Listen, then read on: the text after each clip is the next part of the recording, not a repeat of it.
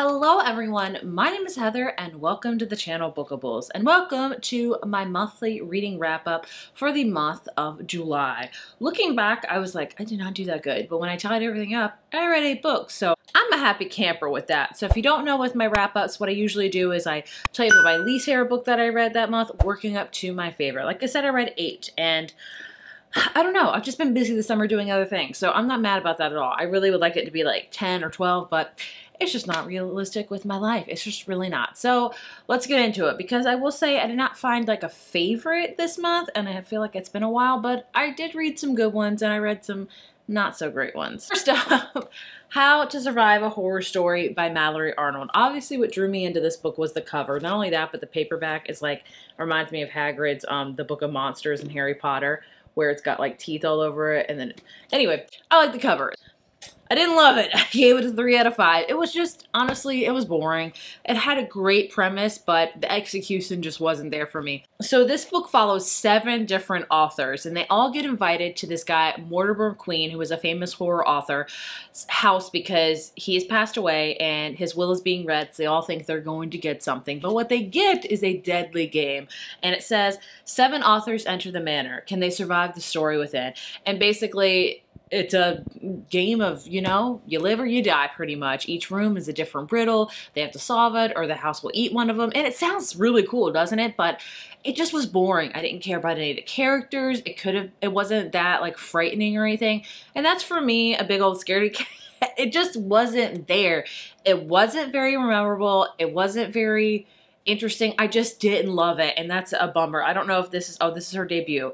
I hate to say I didn't enjoy it. I will check out if she writes more books because I like the whole idea behind it, but again, the execution just wasn't there for me, so sadly, again, a 3 out of 5. We're just gonna have to move on. Next up to my favorite Bad Decision by Elizabeth O'Rourke. I read this at the very beginning of July, and I read an ebook, and it was okay. I read it because I've been hearing a lot of hype about it. A lot of people loved it. It wasn't that amazing to me. I gave it a 3.5 out of 5. I would just put kind of, as the kids say nowadays, mid. Oh God, I feel so freaking old. It follows Kit, who basically at the beginning of the book has to hike Mount Kilimanjaro because she wants to get a promotion in her dad's company, and her dad's like, you got to do this climbing Mount Kilimanjaro, and she's like, fine, I'll do it. She has no real history of hiking, and she goes there, and there's like these guided tours, which, oh my gosh, is bougie. Like, it's hard hiking, but they have porters that carry pretty much everything for him, that set up the tents, that cook every night. I'm like, this is not real hiking? Like, you know what I'm saying? Like, this ain't that hard because you got everyone else doing everything for you. Maybe that was just me reading it, but I was like, this is, I don't know, man. I mean, this is coming from someone that doesn't want to do this. If I did it, I probably would go that route if I had the money, but I thought it was a little bougie and a little high. Like, I was like, really? But anyway, so she does that. She goes there. It's like guided tour and stuff like that. And then she runs into Miller West, who is her sister's ex-boyfriend. And she feels like she caused the breakup many, many years ago. And obviously tensions arise, and you can tell there's chemistry between them. Not only that, but her sister still kind of has feelings for her ex-boyfriend. So it's kind of like Kit's like, do I want to cross that line or do I don't? It was steamy. It was fun. The hiking element was enjoyable. So I'd say if you want to check out a hiking book with kind of like a forbidden romance, I would check it out. I didn't hate it by any means, but it just wasn't amazing. So I would give it a 3.5 out of 5. Moving on to another kind of mid book is Friends to Lovers by Sally Blakely. I also gave this one a 3.5 out of 5. I'm so bummed because I saw this on NetGalley months ago, and I'm like, this cover is quintessential summer. Like, look at that. I love it. And it was just okay. So this one follows a character named Johnny, and her best friend has been Ren ever since she has grown up. Their parents have a beach house that they share every year, and basically like Ren is her parents' best friend's son, kind of like the Summer Intern Pretty kind of thing. And at the beginning of this book, there's a huge falling out between Johnny and Ren, and you don't know why. It goes back and forth for the timeline. So you go back like years before when they both live in Portland, Oregon, but Johnny got an opportunity to have a job in New York. So she's going to move to New York. They're very worried about their friendship, rightfully so, and they decide to use the next wedding season to kind of see each other. They will be each other's +1 for any wedding invites they get because they're in their 20s, and that's like, you know, wedding season. And so this book has different flashbacks to different weddings. So-and-so is years ago, so-and-so. And then now we have Johnny's sister's wedding, and they're all back at the beach house, and Johnny and Ren are not talking, and you figure out kind of why. You can put two and two together, but I just wasn't in love with the chemistry. I didn't feel like the friendship was that deep. I wanted more from it. It wasn't an amazing friends to lovers romance, so I gave it a 3.5, 5. If you want a quick summer romance, I'd check it out. It was cute, but I think it was a little lackluster on the summer. It was more like a wedding type of romance because they go to so many weddings a year. But again, 3.5 out of 5. Next up, we have Not in Love by Ali Hazelwood. This is the only Ali Hazelwood book I hadn't read. This and the other one I'm going to talk about because I did a whole author ranking video on all of her books this month. If you want to check that out, please do. But I gave this one a 4 out of 5. I liked it. I didn't love it. This one is about a character named Rue and Eli also. And so basically, they meet up one night to kind of hook up, but nothing ever comes to fruition. Rue goes to work the next day because she's like a food scientist. Oh my gosh, look, I love Ali Hazelwood, but their science parts make me feel so dumb.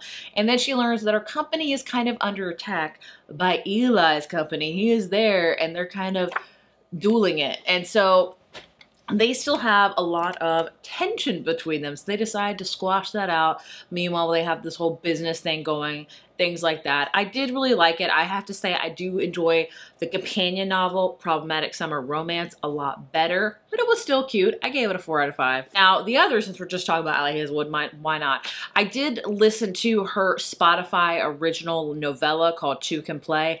Loved it. I would give that a 4.5 out of 5. I wanted a whole book about this.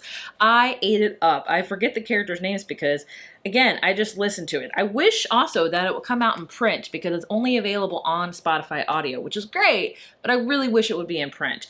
But this book follows a character named Viola, who is a video game designer. Chance to design a video game she's always wanted to, like based on her favorite book series, and she really wants to do it justice. But she works at a small company, and so the big company that's kind of doing the whole video games, like, look, we're going to combine your company to do it and another kind of small video game company and make you both work together to make this video game. That all sounds hunky-dory, but the other video game company that they're going to be pairing up with, they do not get along with. They just don't. And so the big company, just track with me here, decides to send them on a like winter retreat to try to get them to work well together. And so that is what the whole book is. This book is set like right near Christmas, so I would recommend listening it to Christmas because they go to this snowy cabin, there's Christmas trees, hot chocolate. I read it right in the smack dab in the middle of summer, so wouldn't recommend it, but the book is amazing. So not only that, the companies are not doing well, but who is the head designer of the other video game company is Jesse, and she's always kind of harbored a crush on Jesse, and he has never given her the time of day. Like, the boy won't even talk to her. So clearly they have to work close together for this video game, otherwise this is not going to happen at all. And so things happen, steaminess happens, and I ate this up. If you haven't listened to it, listen to it. Perhaps wait for winter. If not, I don't think it doesn't matter. Just listen to it because I think you'll really enjoy it. Next up, I want to talk about The Ghostwriter by Julie Clark. This is one that I didn't really know about, and then I saw it everywhere. Of course, the cover and the end pages are stunning. Like, they're beautiful. But I ended up reading it. I liked it. I didn't love it. I would give it a 4 out of 5. I don't know what it is with thrillers this year. I haven't found any that I've really, like, loved, so that may just be me. The plot, again, like the whole idea behind this is amazing. So this is about a character named Olivia, and she is a ghostwriter for a lot of like memoirs and stuff, things like that. That's what her job is. And she gets an opportunity to ghostwrite this newest novel, and it's her dad's. And so she does not want to do it because she's estranged from her dad for many different reasons, and she decides to do it because she really ultimately needs the money.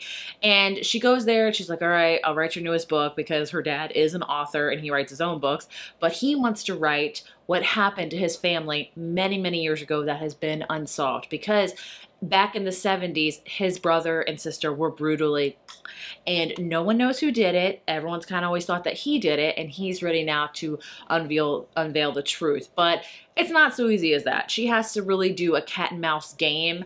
Her dad sometimes tells her not the truth because he is going through kind of early set Alzheimer's or dementia. And so she doesn't quite know what's really fact or fictitious. So she has to research check and things like that. And it was an enjoyable book. It was a little bit slow halfway through, which is why I'm giving it a 4 out of 5.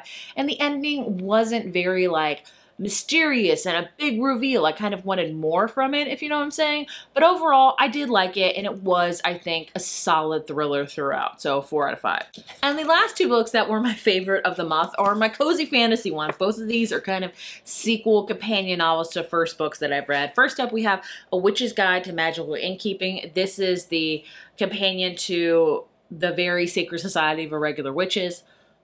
Such long title. So this book follows a character, Sarah Swan, who is a witch, and she is very, very powerful. But the book begins with her being somewhat young, and her aunt tragically passes away. Like, she finds her in the garden and her aunt's passed away. And then she learns that there's a resurrection spell that she can do. And so she does it, and it has drained all of her magic from her. Not only that, but she has gotten in trouble big time from like the guild of witches and things like that. It's now we pick up many, many years later. She is running it in with her aunt that she kind of resurrected. And she might get an opportunity to get her magic back because she doesn't know who she is without it.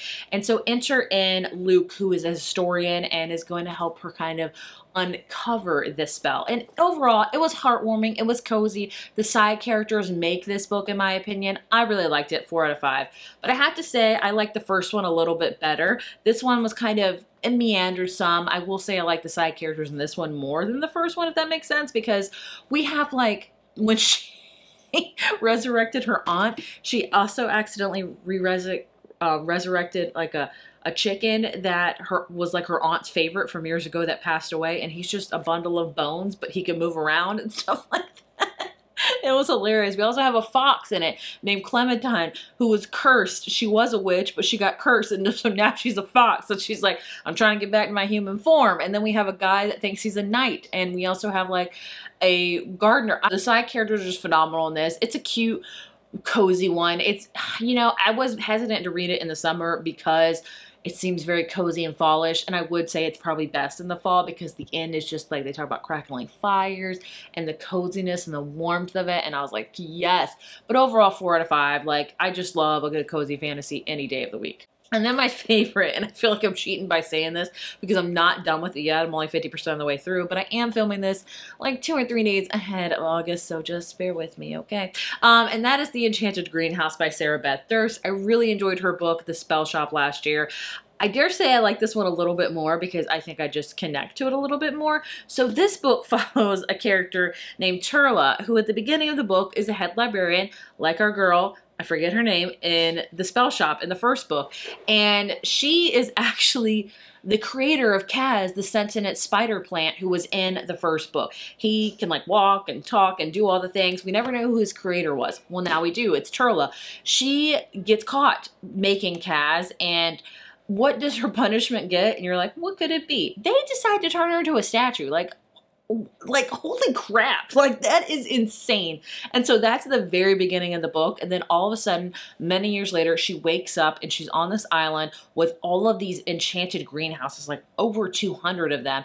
There she meets Yarrow, who is the sole caretaker for these greenhouses. They're on this island where no one else is. He thought that she was a sorcerer because the statue was sent to him. And so he decided to, you know, kind of do the spell to break it. And he's like, I thought you were going to help save all these greenhouses because some of them are dying because the sorcerer that used to live there died. Oh my gosh, sorry, that's a lot. But basically, all you need to know about this book, they're on an island. There's all of these greenhouses and they're doing well, but they need magic. And Turla decides to help out because why not? Oh my gosh, I'm a flower lady. I love gardens and stuff. So each different greenhouse is different. Some are just like shredded tomatoes. Some have singing flowers. Some have, you know, this one also has great characters as well. We have a cat that has wings on it, which is adorable. We have a rose that can talk and stuff like that, kind of like Kaz. And it's just so freaking adorable.